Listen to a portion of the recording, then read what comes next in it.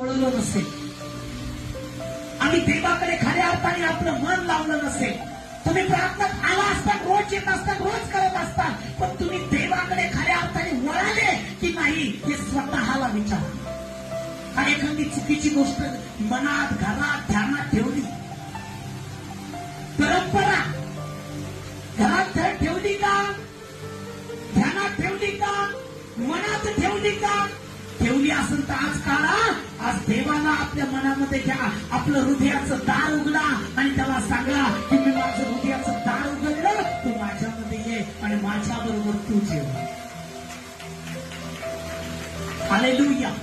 येशू म्हणलं ना, मी तुमच्या दाराशी उभा आहे, तुमचं दार ठोकीत आहे. जर माझी वाणी कोणी ऐकल आणि दार उघडल तर मी आतमध्ये त्याच्यामध्ये जाऊन त्याच्याबरोबर दोन घात जेवण.